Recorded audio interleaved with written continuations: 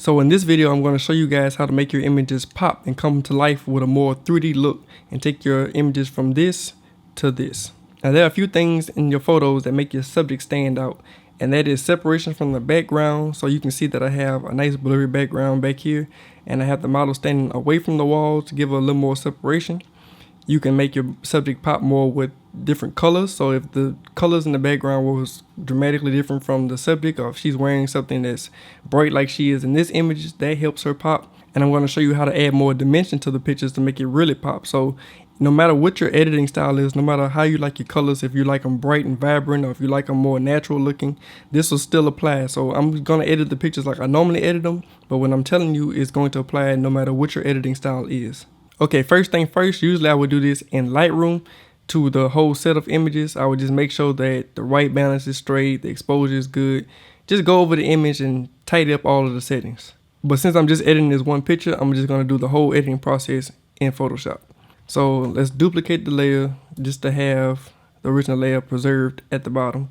I'm gonna go to camera raw filter, and then we're gonna lower the exposure a little bit and tweak the white balance a little. So about right there. This is a very standard image. As you can see, I shot it at 16 millimeters, ISO 100 at f1.4 at 1/200 of a second. So all we did was fine tune the raw image, nothing special.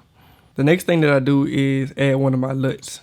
Now, your particular editing process doesn't really matter. This has nothing to do with how to make my pictures pop. This is just something that I do to adjust the colors in my images. So I have these LUTs that I made that are pretty much like presets to my standard color grading.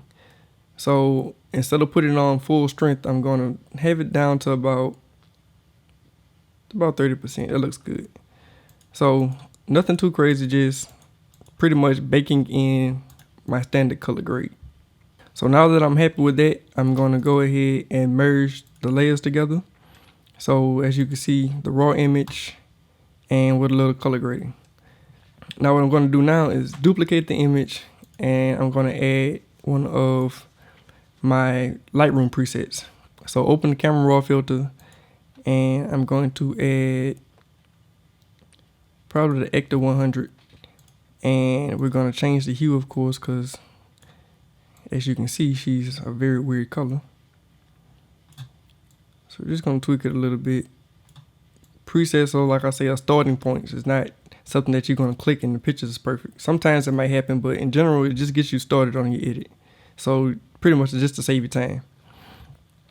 Now I know this doesn't look that great, but this is perfect for what I need.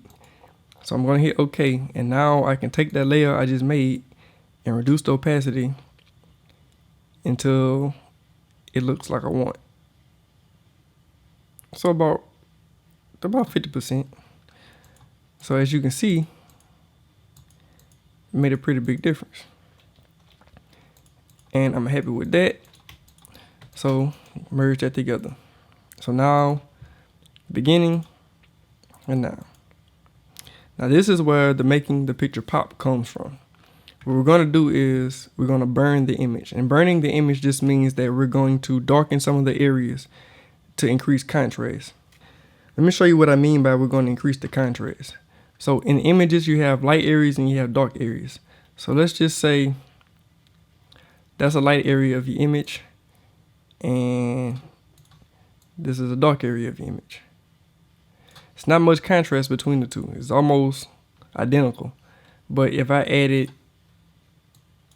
a darker shade next to that, it pops more. So basically that's what we're going to do. We're going to do this in certain areas of our image. So we're going to go find some of the darker areas in this image, and we're going to make them darker to exaggerate the lighter spots. So to fix the things, I didn't take this and make it brighter. I took this one and I made it darker. So we're not going to brighten anything in the image. I'm pretty happy with the brightness of everything, but we're going to make some of the darker spots darker. And that's what's going to give you nice separation from everything. And it'll make more sense as I show you. So my favorite way to do this is opening a curves layer and lowering the midtones a decent bit, like that. Now this layer that's next to it, we're going to invert it so that nothing happens. So Since the layer is black, the effect is not applied. And anywhere that I paint white on this layer, we're going to get this effect of the curve layer. So I'm going to take my brush. If I take the brush and I paint white anywhere on here, as you can see, it reveals the curve that we added. So let's undo that, and I'm going to paint with a really low flow brush.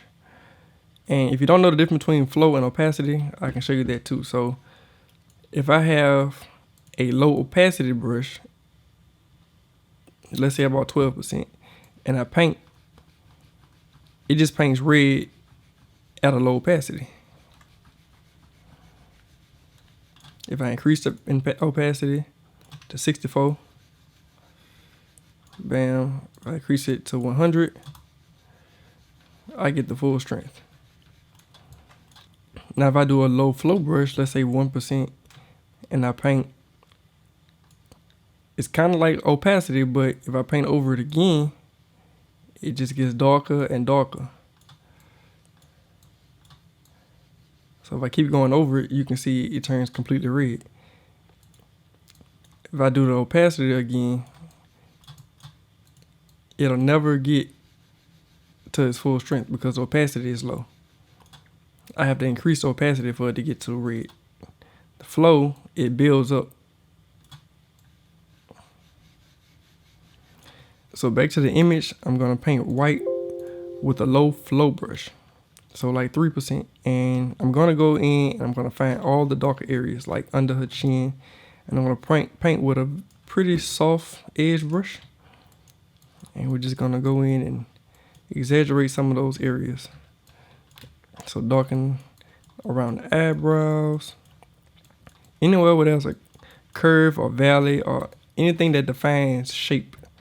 So like in her hair, we can back up. Let's darken some of the darker spots in the hair, around the edge of the face, along the neckline, chin.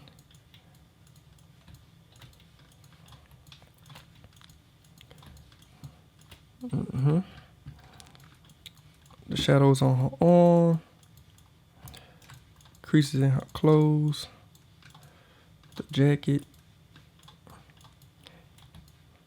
in the natural darker places of the photo. So anywhere that's just naturally darker than the areas that's around it, we can pretty much build up some of the shadows.